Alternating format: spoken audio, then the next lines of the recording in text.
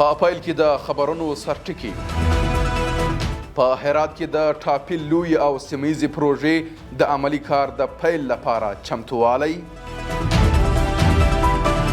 د بلوچستان د مرکز کویټې له زندانونو څخه 66 افغانان ازادېدل.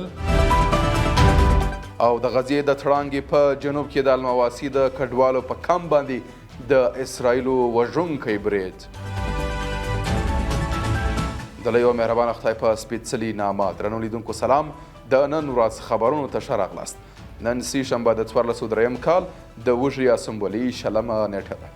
زه محمد صادق فروتن یم. دا هم بشپړ خبرونه. د هرات سیمهیز چارواکي اعلان کوي چې د ټاپي پروژې د عملي کار د پرانستي لپاره بشپړ چمتووالی لري. د افغانستان د بهرنیو چارو وزارت اعلان کړی چې د ټاپي پروژې عملي کار به سبا چهارشنبه د سنبلي یا وژې په 21 نیټه په افغانستان کې رسما پیل شي. د هرات د اطلاعات او فرهنګ رئیس او د ټاپي پروژې د فرهنګي کمیټې غړي مولوي احمد الله متقي د ټاپي پروژې پیل د سیمهیزو همکاریو لپاره یو فرصت وباله او له اړوندو بنسټونو یې وغوښتل چې د دغې پروژې د پرانستلو لپاره پوره چمتووالی ونیسي.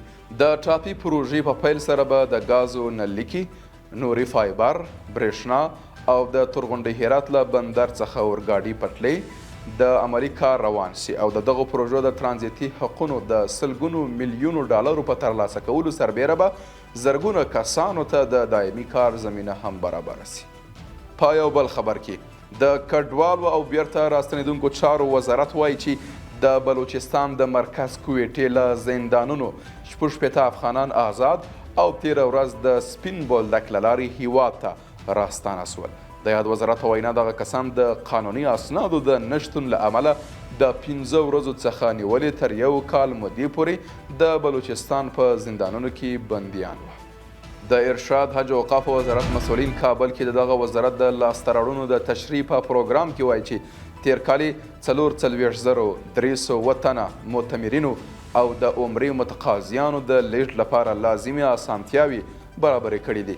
د دوی په وینا دغه وزارت په یاده موده کې 42 د عمرې او زیارت متقاضي شرکتونو ته جوازونه ورکړي او 132 متقاضي شرکتونو سره تړونونه لاسلیک کړي دي. او په پای کې رویټرز خبري اژانس خبر ورکړی چې اسرائیلي یرغلګرو د غزې تړانګې سویل المواسي نومې پنډغالي کې د بې ځایه شویو فلسطینیانو پر خیمو برید کړی چې له کبله یې لږ تر لږه 40 تنه شهیدان سوي او 80 نور ټپیان دي.